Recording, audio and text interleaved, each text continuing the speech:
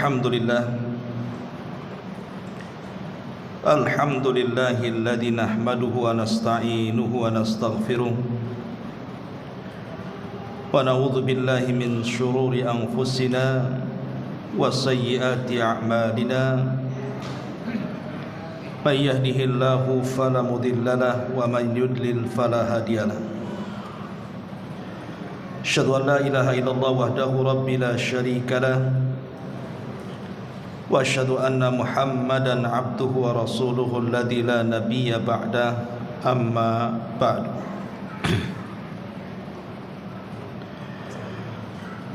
Hadirin dan hadirat yang dimuliakan Allah Subhanahu wa taala. Alhamdulillah, di malam hari ini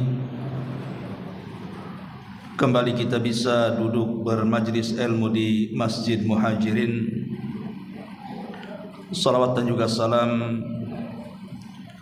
tetap kita hadiahkan kepada Rasul kita Nabi besar Muhammad sallallahu alaihi wa ala alihi wasallam.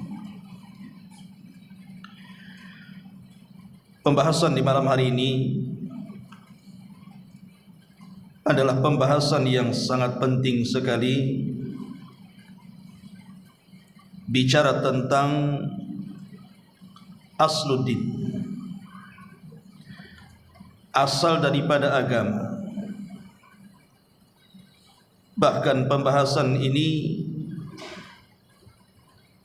mencakup seluruh agama dan kehidupan kita,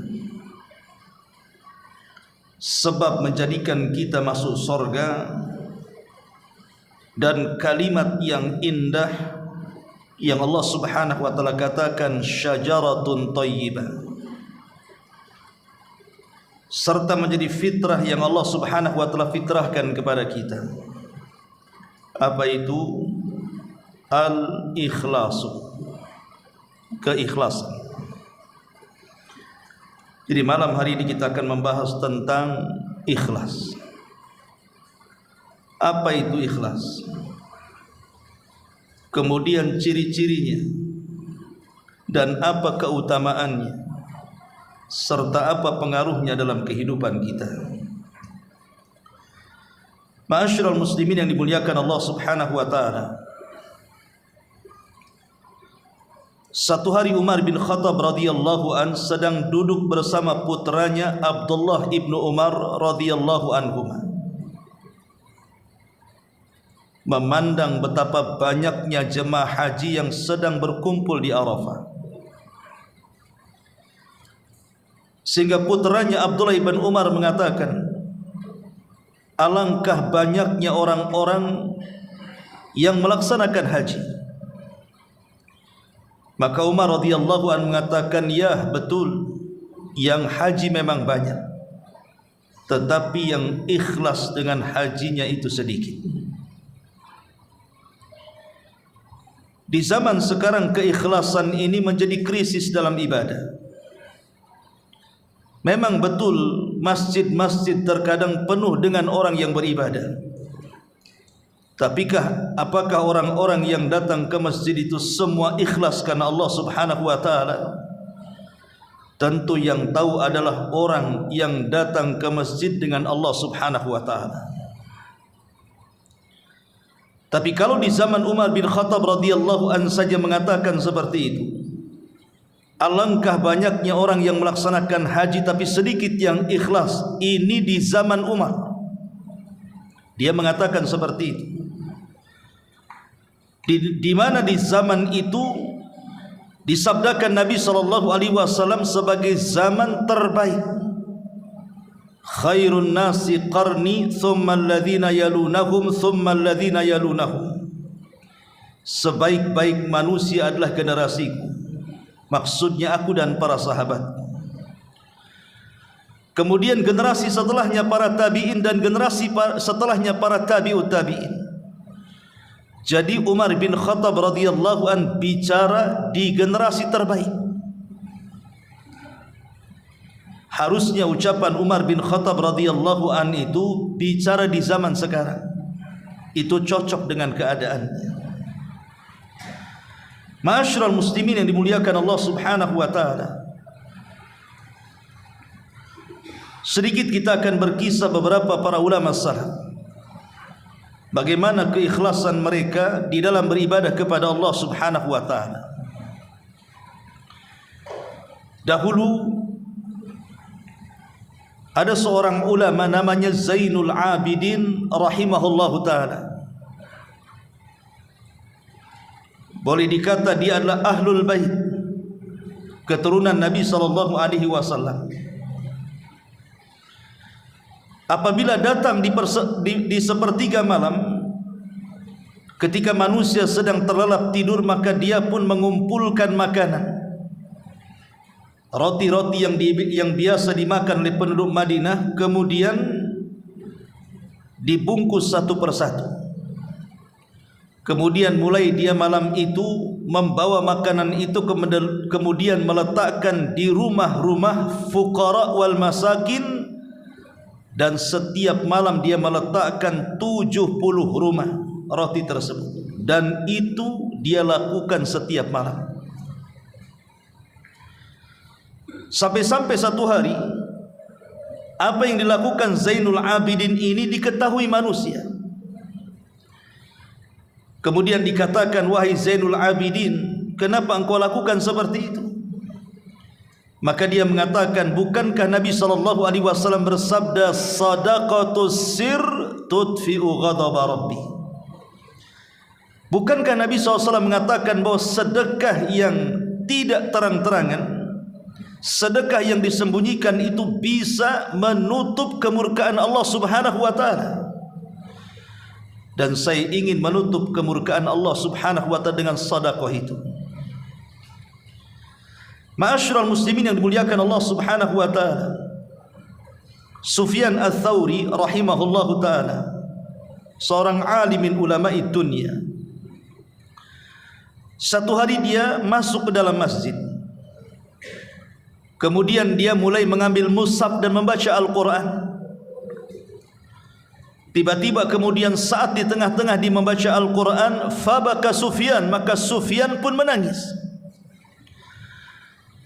Entah apa yang ada dalam pikirannya, tiba-tiba kemudian terbentik sebuah pemikiran dan mengatakan dalam lamunannya, coba sekiranya teman-temanku hadir dan sama-sama membaca Al-Quran, kemudian sama-sama menangis. Kalimat ini ikhwatu fiddin muliakan Allah Subhanahu wa taala tentu tidak dimaksud sebuah keburukan, karena Sufyan seorang alim ulama. Tapi kata-kata ini adalah waswas daripada syaitan. Ketika Sufyan Ats-Tsauri rahimahullahu taala kemudian tertidur sesaat, tiba-tiba dia bermimpi dalam tidurnya. Datang seseorang dan mengatakan, ya Sufyan, ambillah pahala dari orang yang kau maksud yang hendak bersama-sama denganmu untuk mengaji dan menangis. Seolah-olah orang ini mengatakan, engkau sudah tidak memiliki pahala lagi. Padahal hanya terbesit kalimat seperti itu dalam otaknya.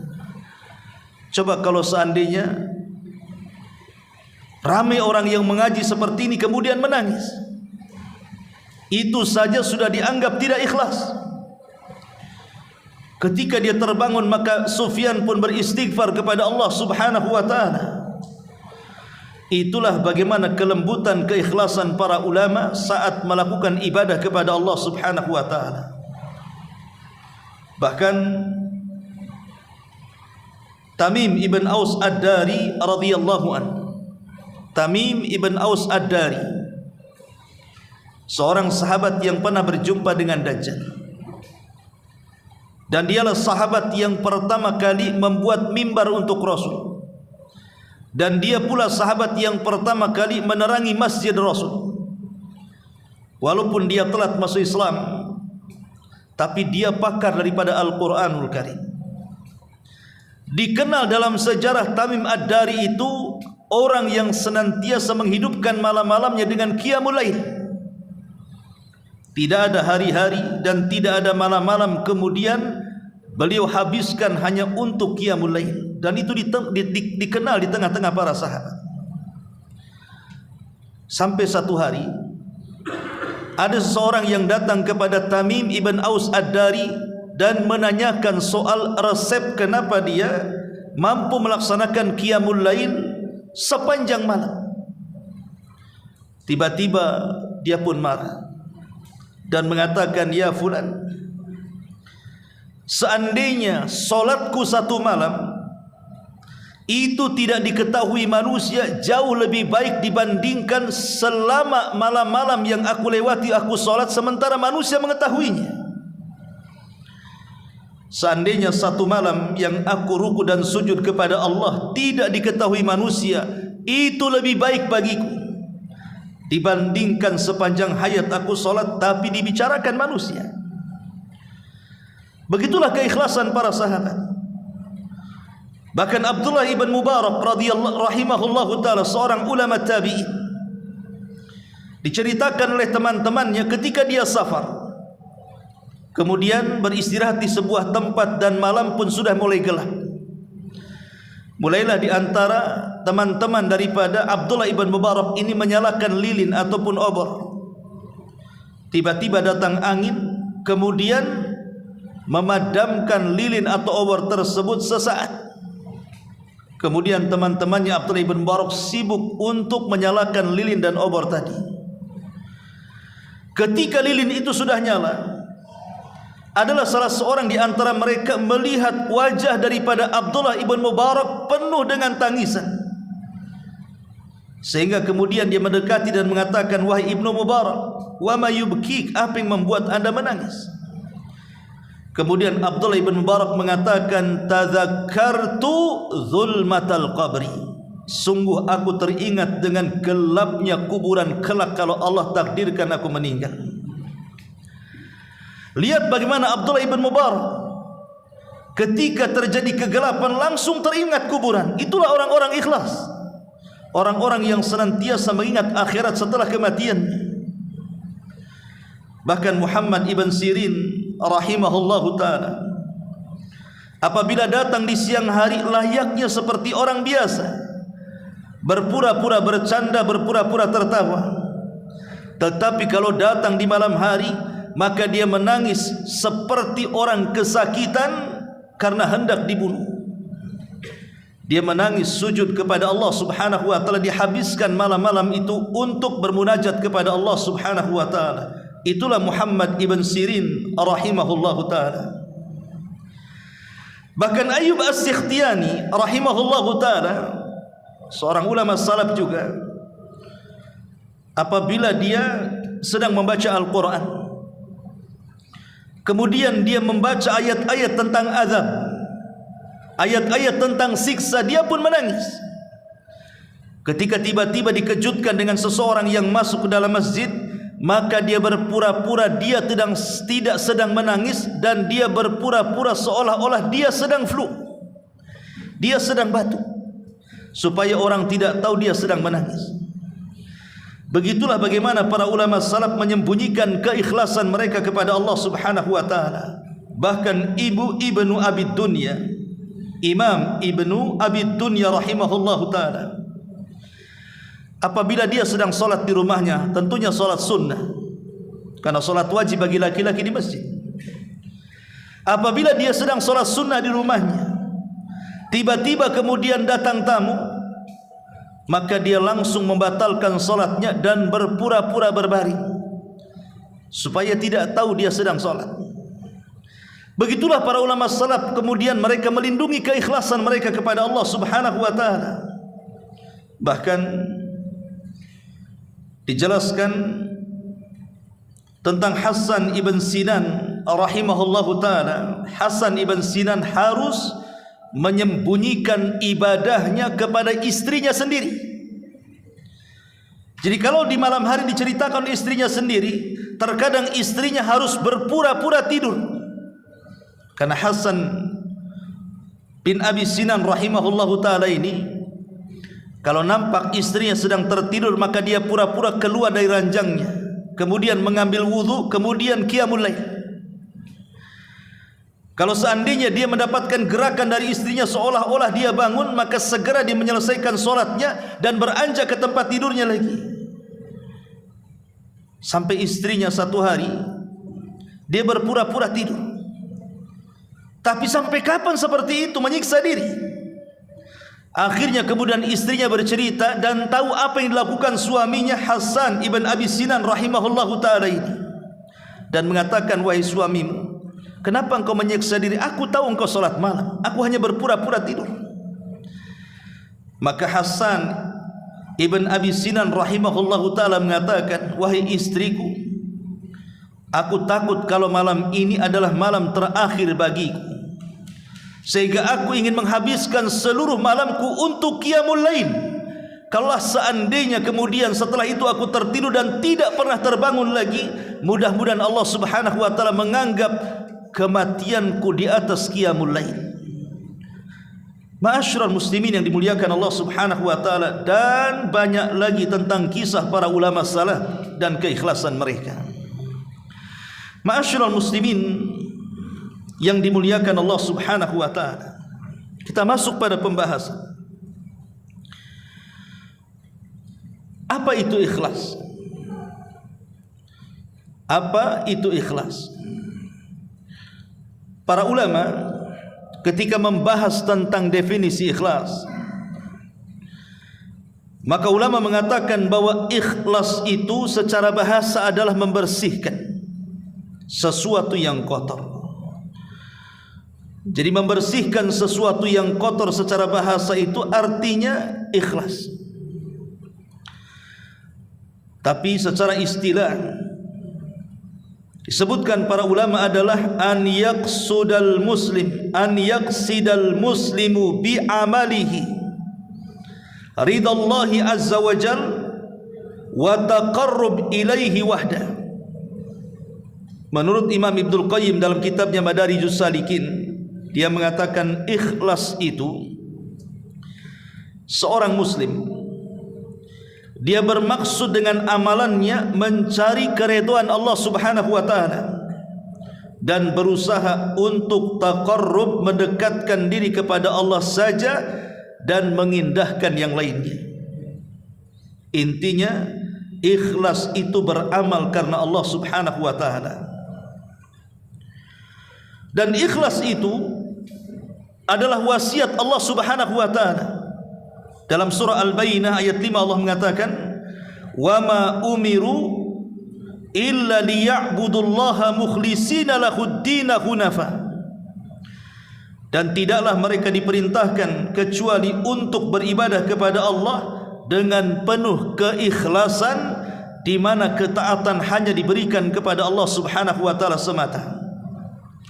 Dan Allah juga mengatakan dalam surah Al-An'am ayat 162 yang biasa kita hafal, qul inna salati wa nusuki wa mahyaya wa mamati lillahi rabbil alamin. Katakan ya Muhammad, sesungguhnya salatku, penyembelihanku, seluruh hidup dan matiku aku serahkan kepada Allah subhanahu wa ta'ala. Dari sini kita tahu bahwa ikhlas itu adalah wasiat Allah kepada kita, dan ikhlas juga adalah sifatnya para nabi. Allah subhanahu wa ta'ala berfirman ketika mensifati para nabi, di antaranya surah Sad ayat 45 dan seterusnya, wadhkur ibadana Ibrahim wa Ishaq wa Ya'qub ulil aidi wal absar inna akhlasnahum bi khalisati dzikrad dari wa innahum indana laminal mustafinil akhyar. Ketika Allah subhanahu wa ta'ala menyebutkan hamba Allah Ibrahim, Ishak dan juga Ya'qub, maka Allah katakan inna akhlasnahum, sesungguhnya kami telah membuat mereka ikhlas. Jadi para nabi adalah manusia-manusia yang sangat ikhlas kepada Allah subhanahu wa ta'ala. Sebagaimana Allah mengatakan dalam surah Maryam juga ayat 51, wadhkur fil kitabi Musa innahu kana mukhlisan wa kana rasulan nabiyya. Sebutkanlah wahai Muhammad tentang kisah Nabi Musa. Dia adalah hamba Allah yang ikhlas, dan dia seorang rasul dan juga seorang nabi. Dari sini kita tahu bahwa ikhlas itu bukan wasiat Allah saja, tapi ikhlas juga sifat para nabi. Artinya kalau kita melakukan ikhlas, berarti kita meniru sifatnya para nabi dan melaksanakan wasiat Allah Subhanahu wa taala. Ma'asyiral muslimin yang dimuliakan Allah Subhanahu wa taala, lalu apa ciri-ciri orang ikhlas ini? Ini yang penting kita bahas. Apa ciri-ciri orang ikhlas itu? Yang pertama, ciri-ciri orang ikhlas itu an yastawiya amaluka fis sirri wal alaniyati wal batini wal zahirati. Yang pertama, ciri-ciri orang ikhlas itu adalah ketika seseorang menyamakan dalam amalan, baik amalan itu dilakukan secara sembunyi-sembunyi ataupun terang-terangan, secara batin ataupun zahir, dia akan samakan saja. Dia akan menyamakan amalannya. Dia tidak menjadikan rajin saat dilihat manusia dan tidak menjadikan malas saat tidak dilihat manusia. Sama saja dia beribadah di hadapan manusia atau tidak di hadapan manusia. Itulah ikhlas, dan ini yang paling berat. Karena terkadang setan itu datang kepada kita memberikan was-was. Kemudian setan itu memberikan was-was agar kita dipuji, didengar, disanjung dan begitu seterusnya. Sehingga banyak di antara manusia nampak ketidakikhlasannya. Kalau di hadapan manusia dia rajin, kalau di hadapan manusia dia khusyuk. Ketika tidak ada manusia, dia menjadi pemalas dan tidak mau beribadah kepada Allah Subhanahu wa taala. Maka ini alamat yang pertama, ketika kita bisa menyamakan antara ibadah, baik ibadah itu terang-terangan ataupun tidak, tetap dia beribadah kepada Allah Subhanahu wa taala. Yang kedua, an yastawiya indakal madhu wadzam. Ketika dia tidak terpengaruh dengan pujian dan celaan. Ketika seseorang itu tidak terpengaruh, hatinya tetap seperti itu. Karena bagaimanapun hati orang-orang ikhlas itulah tataghayyar, tidak mungkin berubah. Dipuji manusia tetap seperti itu, dicela manusia juga tetap seperti itu. Jadi ketika hati orang-orang yang ikhlas ini tidak berubah dengan pujian dan celaan, berarti hati seseorang itu memang ikhlas karena Allah Subhanahu wa taala. Karena ada orang yang ketika kemudian dia melakukan amal saleh, dipuji manusia, maka dia seolah-olah bersyukur dengan amalannya. Tapi ketika dicela manusia, dia sakit hati. Akhirnya kemudian dia meninggalkan ibadah. Ini yang kedua. Yang ketiga, alla tatluba syuhudan ala amalika illallah. Ketika kita tidak memerlukan saksi atas amalan kita kecuali Allah. Dalam beribadah tidak perlu saksi. Raqib dan atid sudah menyaksikan kita. Catatan amal nanti yang akan membuktikan amalan kita. Bahkan lebih daripada itu, Allah Subhanahu wa taala melihat kita. Sehingga tanda orang ikhlas itu tidak berhajat kepada saksi. Tidak berhajat kepada orang yang melihat amalannya. Karena di zaman sekarang ini, terkadang kalau orang bersedekah kemudian tidak disaksikan, atau tidak disebut namanya, atau tidak ditempelkan di tempat-tempat umum namanya, akhirnya kemudian dia merasa kecewa. Padahal di antara ciri-ciri ikhlas itu adalah dia tidak berhajat kepada saksi dalam peramalannya. Kemudian yang keempat, alla ya'mal al-amal min ajli an yarahu an-nas au yasma'u bihi. Ketika seseorang beramal, dia tidak hendak beramal untuk supaya manusia mendengarnya atau sum'ah, ataupun manusia melihatnya atau riya. Karena dalam hadis Nabi SAW mengatakan, man samma'a samma Allahu bihi wa man yura'i yura'illahu bihi. Siapa yang ingin didengar maka Allah akan menjadikan didengar, dan siapa yang ingin terlihat maka Allah akan menjadikannya terlihat. Artinya di dunia kita boleh jadi mungkin beramal saleh, orang menganggap itu sebuah kebaikan, tapi nanti di akhirat Allah Subhanahu wa taala akan bongkar semuanya. bahwa anda ini beramal bukan karena Allah tapi karena manusia, seperti hadis Nabi SAW yang menjelaskan tentang 3 kelompok yang pertama kali disentuh api neraka. 3 kelompok ini mereka beramal bukan amalan kecil tapi amalan besar. Yang satu berjihad menyerahkan jiwanya, yang satu menghabiskan waktu-waktu dari kecil sampai besar mempelajari Al-Quran kemudian mengajarkannya, yang satu menghabiskan waktunya untuk mencari kekayaan, setelah kaya dia berinfak dengannya. Tapi 3-3 ditolak oleh Allah Subhanahu wa ta'ala dan menjadi orang yang pertama disentuh api neraka. Kenapa? Karena ria dan sum'ah.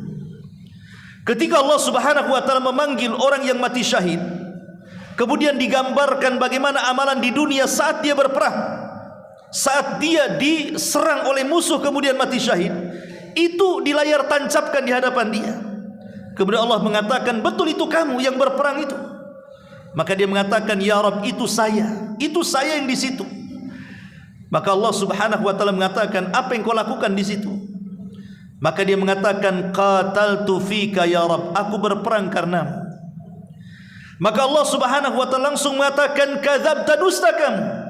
Qatalta liyuqal, engkau ini berperang supaya manusia mengatakan engkau ini seorang syuja, pemberani, seorang pahlawan, dan begitu seterusnya.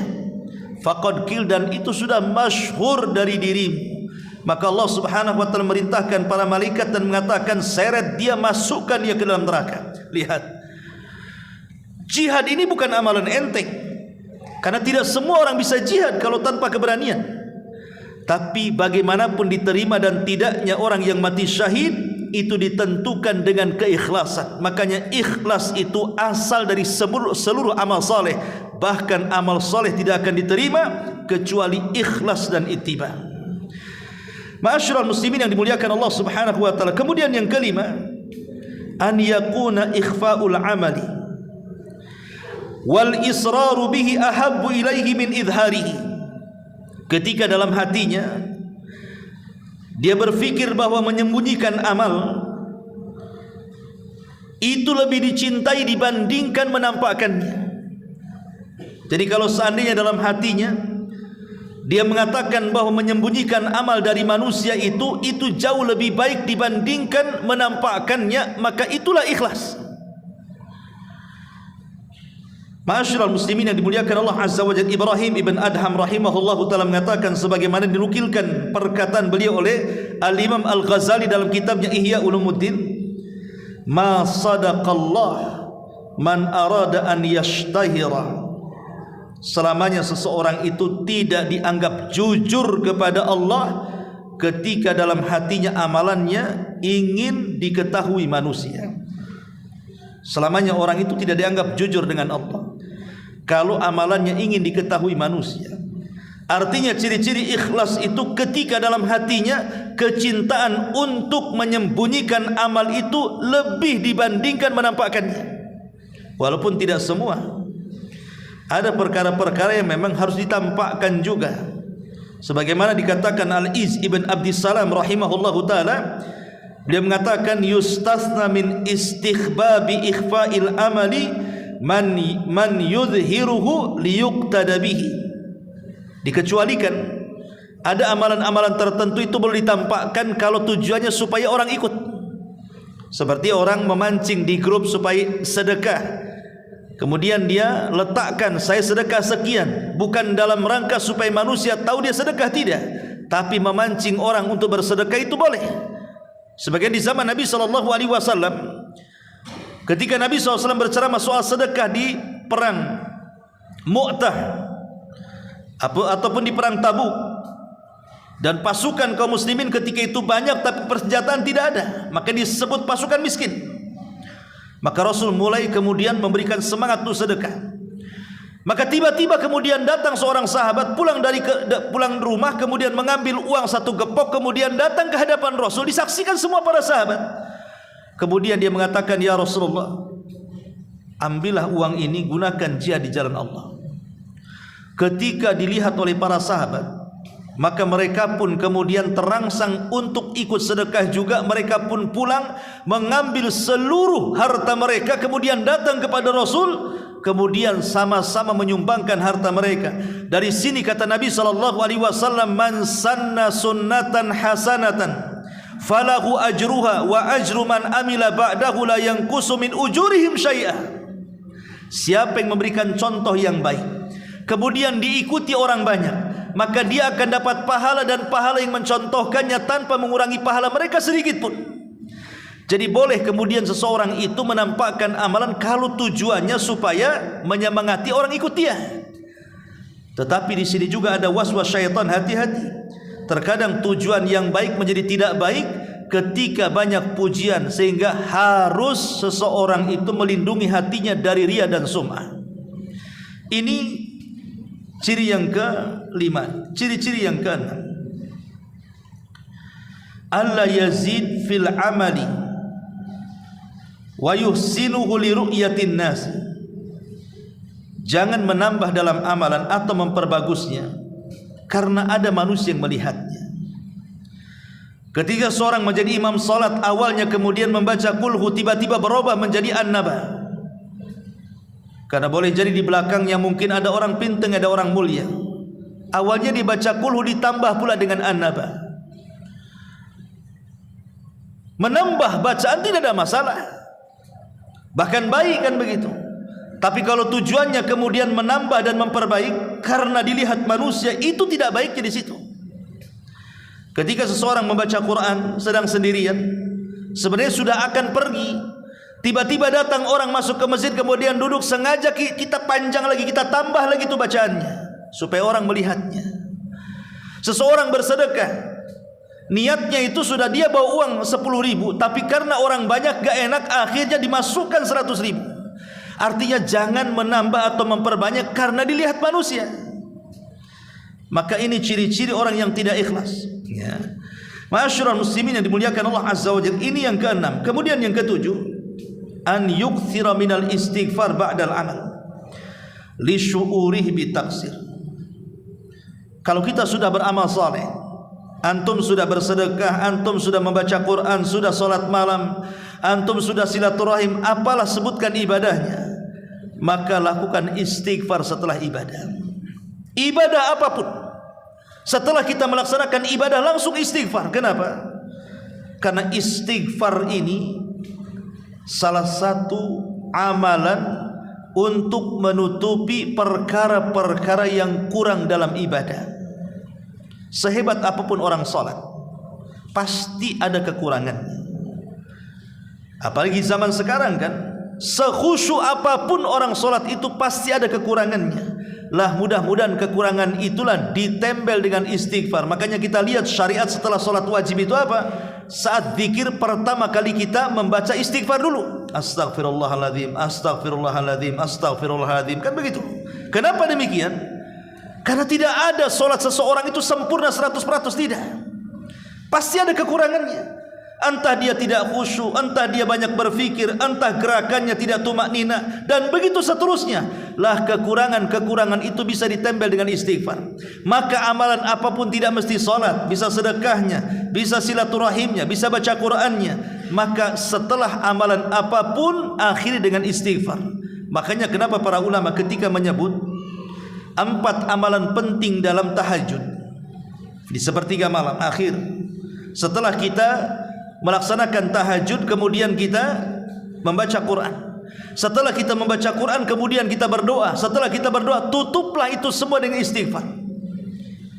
Sebagaimana Nabi SAW mengatakan, Allah turun di sepertiga malam akhir kemudian mengatakan kepada hambanya, man yad'uni fa astajibalah, wa man yas'aluni fa aghfirullah, wa man yastaghfiruni fa aghfirullah. Siapa yang berdoa aku kabulkan, siapa yang minta aku kasih, siapa yang istighfar ku beri ampunan. Lihat kalimat istighfar dibelakangkan setelah kalimat doa ataupun zikir. Karena istighfar inilah bisa muslimin yang dimuliakan Allah Subhanahu wa taala. Makanya seseorang itu harusnya dalam hatinya selalu merasa kurang dalam ibadah, merasa ada ketidaksempurnaan dalam ibadah. Jangan sampai dalam hati kita itu merasa bahwa ibadah kita sudah sempurna. Jangan, karena itu bagian daripada ujub. Lihat bagaimana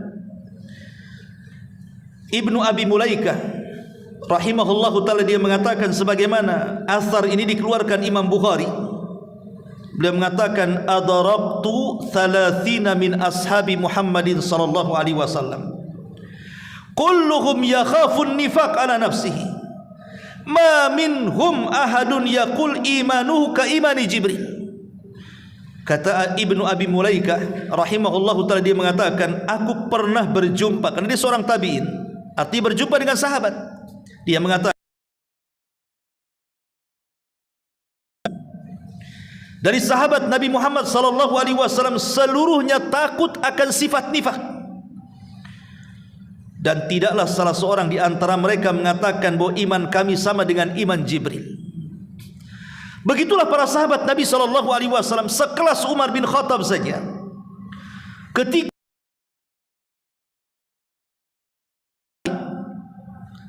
dia datang kepada Hudzaifah dan mengatakan, ya Hudzaifah, apakah namaku tercatat dalam catatanmu? Hudzaifah mengatakan, oh tidak bisa wahai Umar, aku sudah dilarang Rasul, tidak ada yang tahu kecuali aku dan dia. Kemudian Umar memaksa, ya Hudzaifah, tolong, apakah ada namaku dalam catatan? Maka Hudzaifah mengatakan, tidak ada wahai Umar, dan engkau saja yang akan kujawab. Lihat bagaimana Umar bin Khattab radhiyallahu an ketakutan dalam kehidupannya kalau nama dia tercatat bagian daripada munafik. Itu bentuk bagaimana Umar radhiyallahu an dia menganggap dirinya masih banyak kekurangan. Bahkan Handalah, seorang sahabat Nabi sallallahu alaihi wasallam yang ketika meninggal ruhnya dibesarkan para malaikat, karena saat dia meninggal dalam mati syahid dia tidak sempat mandi junub. Ketika dia meninggal, para malaikat rebutan ruhnya, kemudian dimandi besarkan para malaikat, dimandi junubkan para malaikat. Maka disebut Handalah ghasilul malaikah. Handalah sahabat yang dimandi besarkan para malaikat. Satu hari kemudian mengatakan, ya Abu Bakr, sebenarnya aku ingin bertanya kepada Rasul, tapi aku bertanya dulu kepada dirimu. Kata Abu Bakar, ada apa wahai Handalah? Kata Handalah, wahai Abu Bakar, aku ini heran kalau saya datang ke majelis Nabi, duduk di pengajian Nabi, kemudian Nabi SAW bercerita tentang sorga seolah-olah sorga berada di pelupuk mataku. Kalau Nabi SAW bercerita tentang neraka seolah-olah neraka berada di pelupuk mataku. Tapi kalau aku keluar dari pengajian Rasul kemudian disibukkan dengan dunia, keluarga dan pekerjaan, seolah-olah sorga neraka itu hanya cerita saja. Apa saya ini munafik wahai Abu Bakar? Maka Abu Bakar mengatakan, ya Handalah, apa yang kau rasakan persis dengan apa yang aku rasakan. Kalau gitu kita datang kepada Rasul. Maka keduanya datang kepada Nabi SAW bertanya soal perkara ini. Karena ini kan kita rasakan semuanya kan. Kalau antum hadir di majelis seperti ini, kemudian saya ceramah atau ustaz-ustaz yang lain yang ceramah, kayaknya semangat sekali untuk beramal. Tapi kalau sudah keluar dari Masjid Muhajirin, disibukkan dengan perkara dunia, lupa apa yang diceramahkan kan. Lah itu yang dirasakan Abu Bakar dengan kami berdua ingin bertanya. Kata Rasul, silakan. Kata Abu Bakar dan Handalah mengatakan, ya Rasul, kalau kami duduk di majelis kamu, kau cerita sorga, rasanya sorga di hadapan kami. Kalau kau cerita neraka, rasanya neraka di hadapan kami. Tapi kami kalau pulang dari pengajianmu sibuk dengan dunia, seolah-olah itu hanya karangan dan cerita saja. Apa kami berdua munafik wahai Rasul? Maka Nabi SAW mengatakan, tidak wahai Handalah, tidak. Tapi Rasul di ujung hadis mengatakan, walakin ya Handalah sa'atan sa'ah. Akan tapi wahai Handalah, tetaplah kau, kalau kau sibuk dengan pekerjaanmu, jangan pula disibukkan untuk ngajimu. Sewaktu-waktu kau ngaji, sewaktu-waktu kau ngejar dunia. Jangan kau habiskan mengejar dunia terus tidak ngaji, supaya engkau tidak menjadi munafik. Ma'asyiral muslimin yang dimuliakan Allah Subhanahu wa taala. Yaqulu Ayyub As-Sikhtiyani rahimahullahu taala, berkata Ayyub As-Sikhtiyani rahimahullah tadi mengatakan, idza dzukira as-salihun kuntu anhum mu'tazilin. Apabila disebutkan nama-nama orang saleh di hadapanku, kata Ayyub As-Sikhtiyani, seolah-olah aku tidak ada apa-apanya dengan mereka. Padahal siapa Ayyub As-Sikhtiyani? Seorang alim min ulama dunia. Tapi dia merasa kecil kalau disebutkan orang soleh. Dia seolah-olah bukan bagian daripada mereka. Persis seperti yang dikatakan Imam Syafi'i rahimahullahu ta'ala. Apa kata Imam Syafi'i? Uhibbus salihina walastu minhum. Aku cinta dengan orang-orang soleh, tapi aku bukan bagian daripada orang soleh. Lihat, kalau Imam Syafi'i mengatakan seperti itu, aku cinta dengan orang soleh, tapi aku bukan bagian daripada orang soleh. Padahal kita tahu Imam Syafi'i orang soleh. Tiba-tiba kemudian hari ini ada orang mengatakan bahwa sudah merasa dirinya orang soleh. Allah Azza wa Jalla. Kemudian Muhammad ibn Wasi rahimahullah mengatakan, "Lau kana yujadu lidzunubi rihun ma qadartum an tadnuwa minni minnatani rihi." Kata Muhammad ibn Wasi, dia mengatakan, seandainya dosa itu ada baunya, seandainya dosa itu ada baunya, tentu kalian tidak mungkin sanggup mendekati diriku karena bau busuk yang keluar dari badanku. Lihat kata-kata Muhammad ibn Wasi, dia mengatakan dalam kitab Sifatus Safwah, kalau seandainya dosa itu ada baunya, tentu kalian tidak mungkin dekat-dekat kepadaku karena badanku akan mendatangkan bau yang menyengat. Seolah-olah dia merendahkan dirinya. Dia tidak menganggap dirinya itu sempurna dan saleh. Ada perkara-perkara yang mungkin orang tidak tahu dari aib, yang hanya dia dengan Allah yang tahu. Sampai Imam Ahmad ketika ke pasar, dia berlanja. Namanya imam dunia, orang pasar kenal semuanya. Ketika Imam Ahmad menjinjing barang, semua murid-muridnya berhamburan dari pasar dan mengatakan, "Ya Imam, biar barang-barangmu aku bawa, kau pulang saja, kau pulang badan, ini barang-barang kami bawa." Tapi Imam Ahmad rahimahullah ta'ala mengatakan, "Biarkan aku yang bawa, sesungguhnya kalian tidak tahu aib yang aku lakukan antara aku dengan Allah. Kalau kalian tahu aibku, tentu kalian meletakkan pasir di kepalaku," katanya. Itu sekelas Imam Ahmad. Tahu bahwa dirinya itu banyak taksir, banyak kekurangannya. Maka ciri orang yang ikhlas apabila beramal saleh setelahnya langsung istighfar, karena kita mengetahui bahwa kita ini banyak kekurangan di hadapan Allah Azza wa Jalla. Kemudian yang ke-8, al-farahu bi taufiqillahi lil amali salih. Senang dengan taufik dari Allah ketika ada dorongan untuk beramal saleh. Allah Subhanahu wa taala mengatakan dalam surah Yunus ayat 58, "Qul," katakan ya Muhammad, "bi fadlillahi wa bi rahmatihi fabidzalika falyafrahu huwa khairun mimma yajma'un." Katakan ya Muhammad, karena karunia Allah dan rahmatnya, dengan itulah kalian berbahagia, itu lebih baik daripada dunia yang kalian kumpulkan. Artinya, kalau dalam hati kita terbentik ingin melakukan amal kebaikan, langsung lakukan. Jangan ditunda-tunda.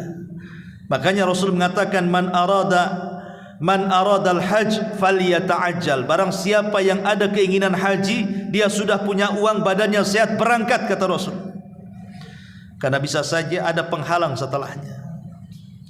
Kemudian setelah berangkat dan setelah haji, berbahagialah karena kita bisa melaksanakan taufik dari Allah Subhanahu wa taala. Itu ciri-ciri orang yang hatinya ikhlas, ya. Berbahagia dengan taufik dari Allah untuk melakukan amal saleh. Jadi kalau terbentik dalam hati kita, nanti malam saya ingin tahajud, betul-betul ketika terbangun dia tahajud, kemudian dia bahagia dengan tahajudnya. Karena begini, ikhwatu fillah, muliakan Allah Azza wa Jalla, kita bertanya jujur pada diri saya, Anda atau siapapun.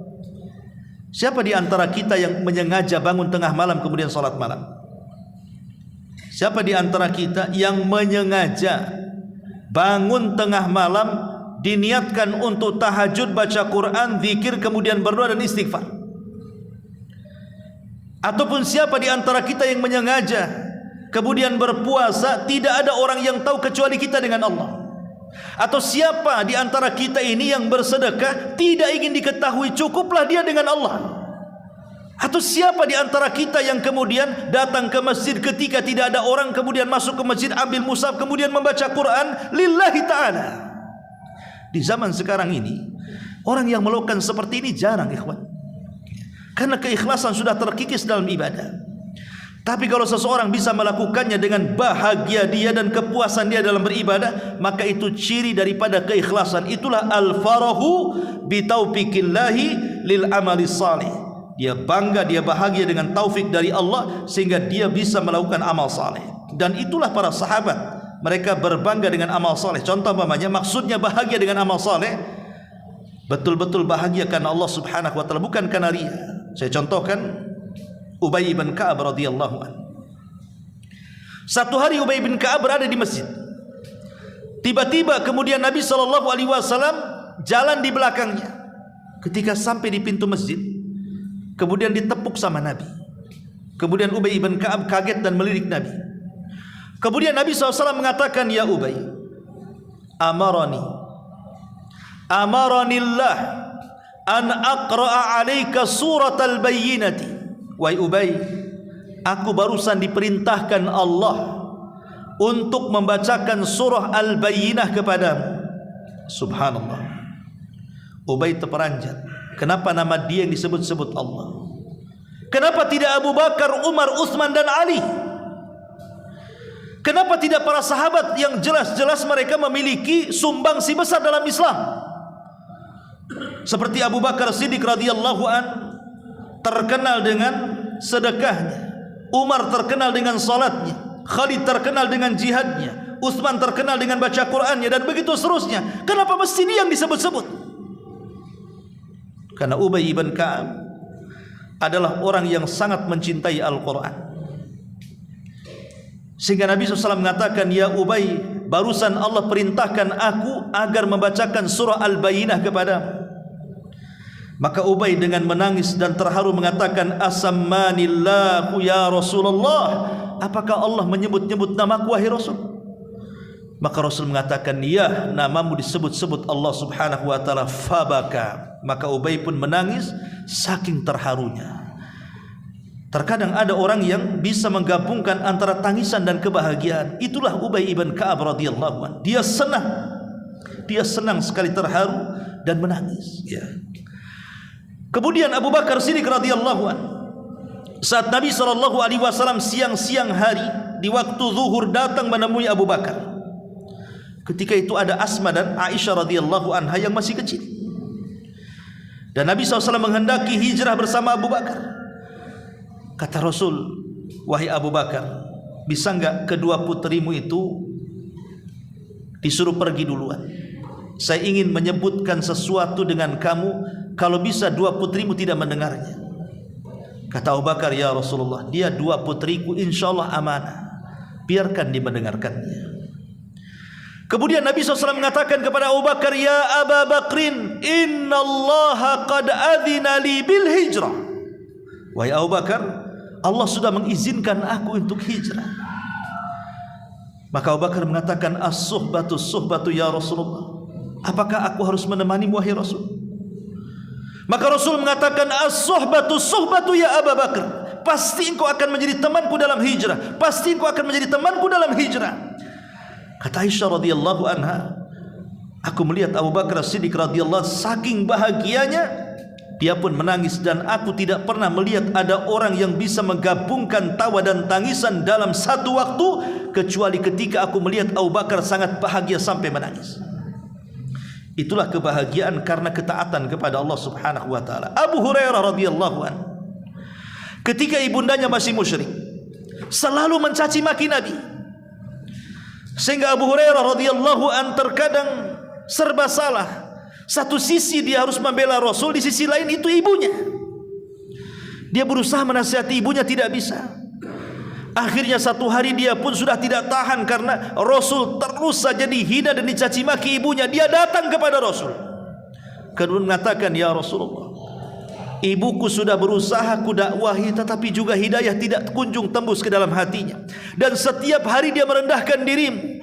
Bisa enggak kau berdoa kepada Allah wahai Rasul agar ibuku masuk Islam?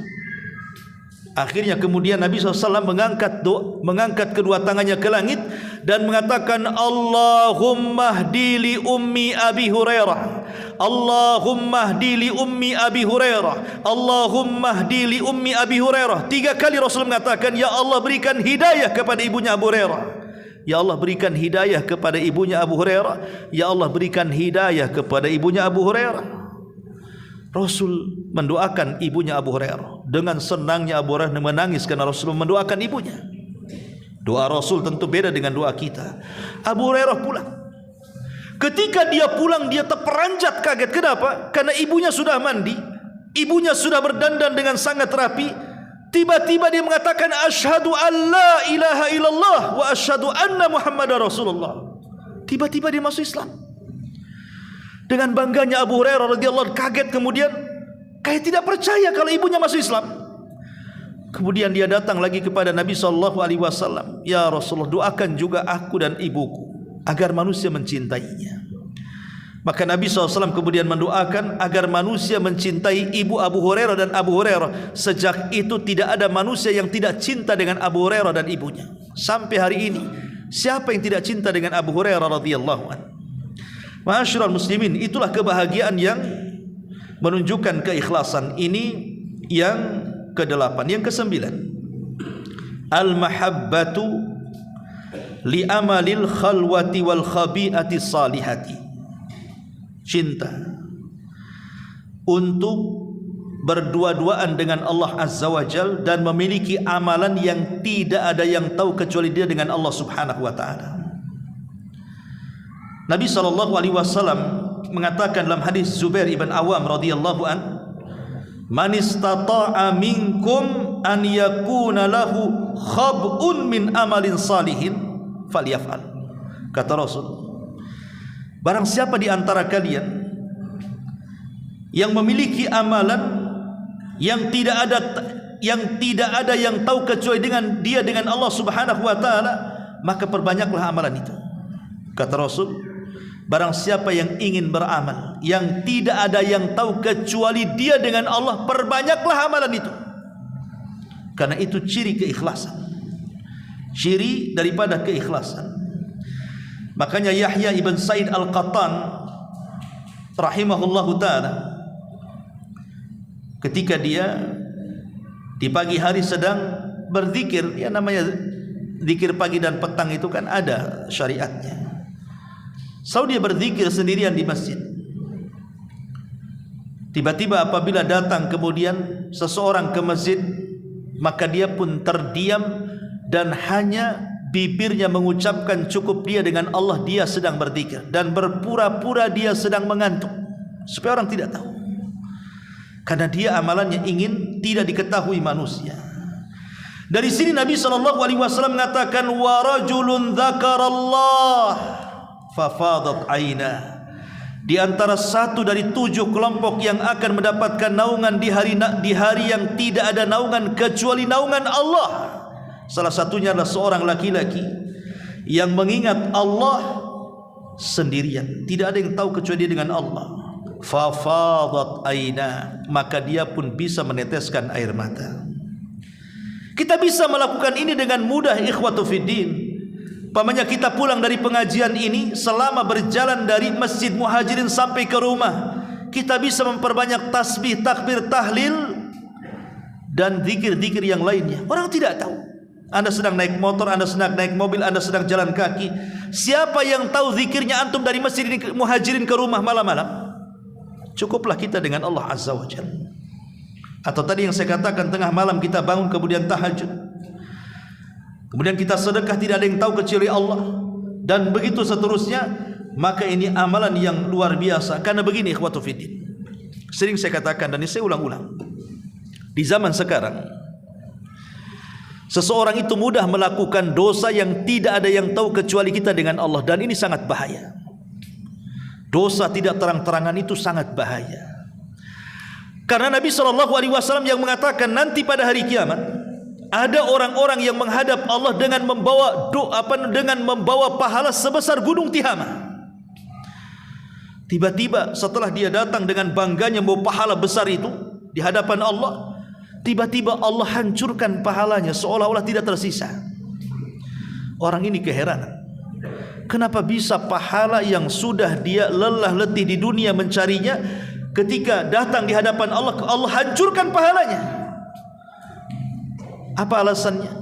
Kata Nabi SAW, karena orang ini idza khalau bimaharimillahi intahaquha.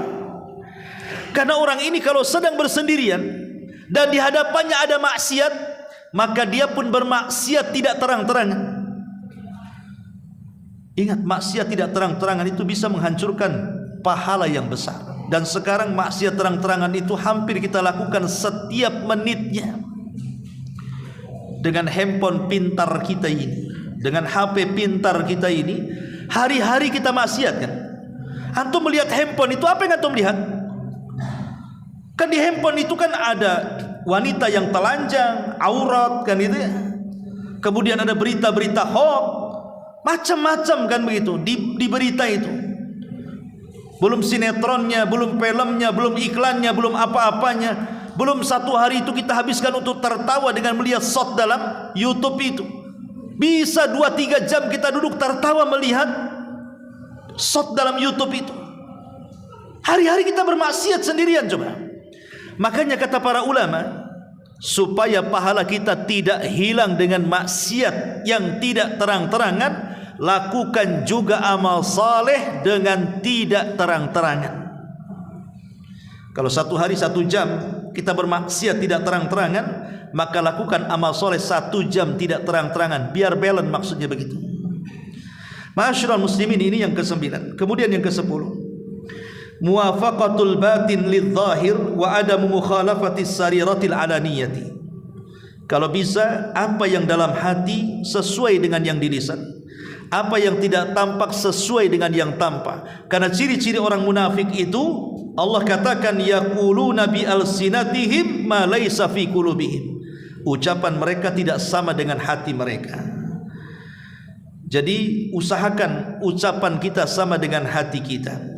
Kemudian yang nomor 11 karena waktu, al khaufu min raddil a'mali salihati. Ada perasaan takut kalau kita selesai ibadah. Habis selesai sholat isya tadi, habis selesai ngaji seperti ini, habis selesai sholat malam, habis selesai puasa, adalah perasaan takut dalam hati kita ini kalau amalan kita tidak diterima. Lihat Ibrahim alaihi salatu wassalam ketika membangun Ka'bah. Siapa yang memerintahkan Ibrahim membangun Ka'bah? Allah. Allah yang perintahkan Ibrahim membangun Ka'bah. Kemudian Ibrahim pun membangun Ka'bah. Saat Ibrahim membangun Ka'bah, Allah bimbing cara membangunnya.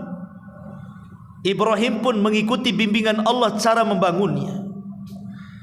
Artinya Ka'bah itu yang nyuruh bangun Allah dan yang membimbing membangun juga Allah. Tapi selesai Ka'bah itu dibangun oleh Ibrahim, apa kata Ibrahim? Rabbana taqabbal minna ya Allah. Terimalah Ka'bah ini, semoga ini bagian dari amal solehku.